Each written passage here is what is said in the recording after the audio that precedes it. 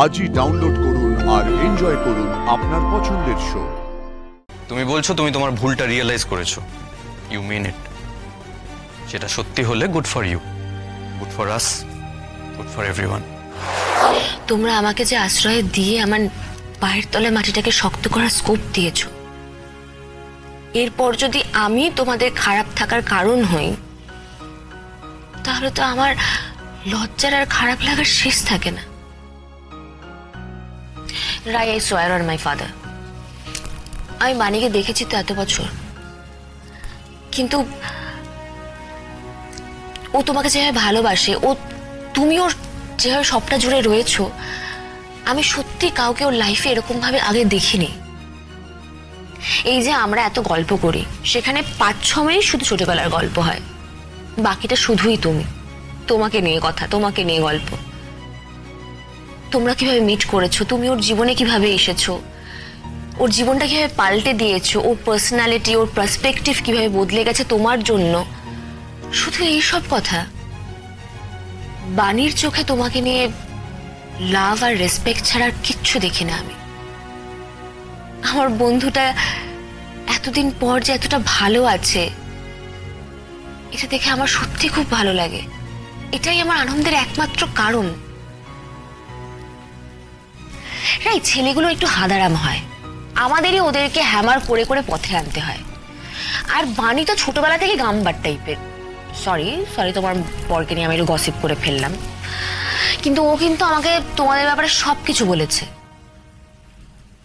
ওর নিজের সন্দেহবাতিক নেচার, তোমাদের মধ্যে যে এর আগে কত রকমের গন্ডগোল হয়েছে সেই সব কিছু বলেছে। কিন্তু তাতে কি হয়েছে?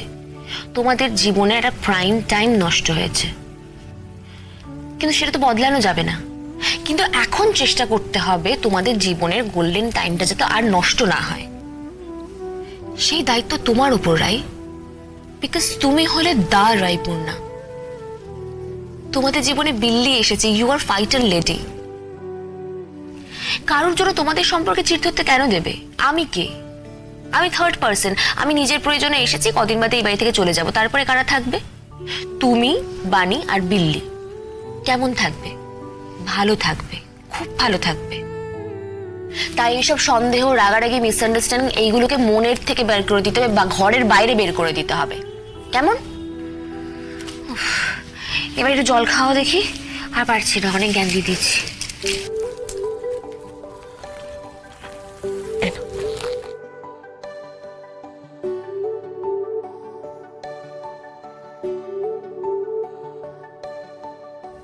Thank you.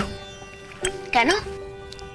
এই যে তুমি অফিসে যাওয়ার আগে এতটা সময় বের করে আমার কাছে এসে এত কথা বললে, এত বোঝালে, তার জন্য।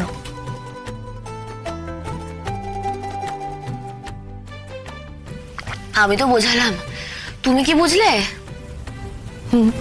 তাহলে আমরা ফ্রেন্ডস, পিঙ্কি প্রমিসওয়ালা।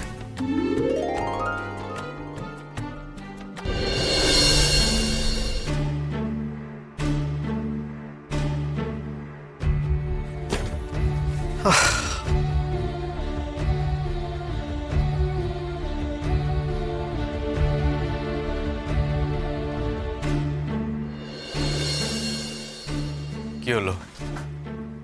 আমি ফ্রেশ হব, খুব টায়ার্ড আমি।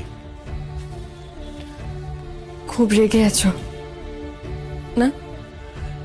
রাই, ভালো লাগছে না এখন এসব নিয়ে কথা বলতে, খুব ক্লান্ত লাগছে। অনির্বাণ, আমাদের জীবনে এই কয়েকটা বছরে আমরা একে অন্যকে অজস্রবার মাফ করেছি, ক্ষমা করে দিয়েছি। এইবারটা না হয় আর একবার হোক।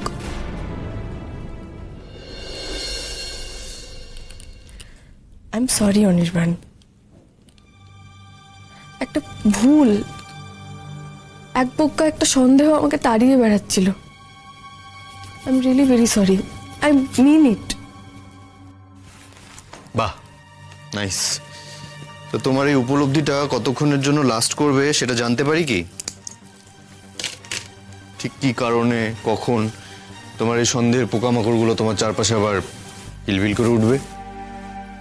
উঠবে না, আমি বলছি তোমাকে উঠবে না। একটা ভুল হচ্ছিল আমার। ভুল ভেবেছি আমি অনেক কিছু ভুল ভেবেছি। পুরনো তিক্ততা, পুরনো অভিজ্ঞতার কথা মনে পড়ছিল বারবার আমার। পুরনো অভিজ্ঞতার চোখ দিয়েই আমি নতুন সিচুয়েশনটাকে বিচার করছিলাম, কিন্তু আমারই বোঝা উচিত ছিল। সিমরান খুবই ভালো মেয়ে, অনেস্ট, সাহসী, স্পষ্ট বক্তা। আমাদের দুজনের ওপর ভরসা করে এই বাড়িতে এসেছে ও। ওর এই ভরসাটাকে আমি অন্য কিছু ভেবে সন্দেহ করছিলাম। অনির্বাণ, ভুল করেছি আমি, অন্যায় হয়ে গেছে আমার। আর এর জন্য আমার তোমার কাছে বা সিমরানের কাছে মাপ চাইতেও কোনো লজ্জা নেই। ভাই, তোমার এই ম্যাজিকের মতো চেঞ্জ হয়ে যাওয়াটা না আমি ঠিক নিতে পারছি না। ট্রাস্ট মি, আমি বিশ্বাস করতে পারছি না তোমাকে। কিরকম লাগছে বলো তো, মানে কোনো হিপনোটিজমের এফেক্টে তুমি এই কথাগুলো বলছো, ওরকমই মনে হচ্ছে। বা হয়তো যে আমি তোমাকে বললাম তখন যে আমার মেয়েকে নিয়ে এই বাড়ি ছেড়ে আমি তোমাকে কোথাও যেতে দেবো না, কাম আরো যা যা ঘটনা ঘটতে পারে সেসবের কারণে হয়তো তুমি তোমার গেম প্ল্যানটা চেঞ্জ করেছো। এই যে সারেন্ডারটা, এটা সেই গেম প্ল্যানেরই একটা পার্ট। শুনতে হয়তো খারাপ লাগবে রাই, বাট তোমার এই চেঞ্জটা না আমি ঠিক মেনে নিতে পারছি না। আমি হঠাৎ করে এরকম উল্টো সুরে কথা বলছি, তোমার অবিশ্বাস হওয়াটাই স্বাভাবিক। কিন্তু এটা কোনো গেম না। আমি যা বলছি মন থেকেই বলছি। ভুল বুঝে মাপ চাওয়া ছাড়া আর কিছু করার নেই এখন আমার।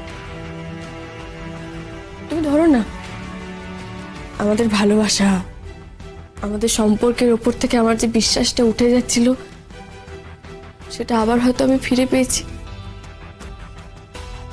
আমরা নিজেদেরকে যত না ভালোবেসেছি, একে অপরকে ভালোবাসার কথা বলেছি, তার থেকে অনেক বেশি একে অপরকে সরি বলতে বলতে, একে অপরের কাছে ক্ষমা চাইতে চাইতে আমাদের জীবনের অনেক কটা দিন পেরিয়ে এসেছি।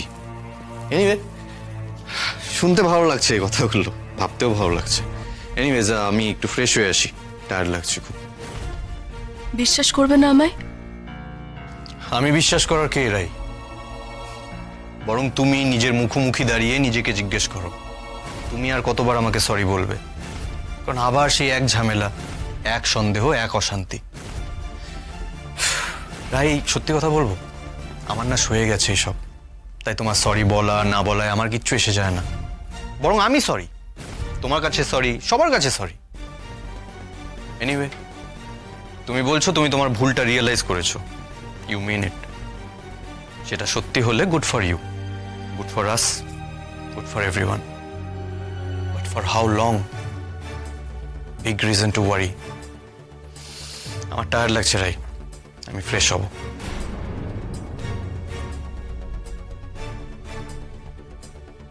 আমি কি দেরি করে ফেললাম অনির্বাণ?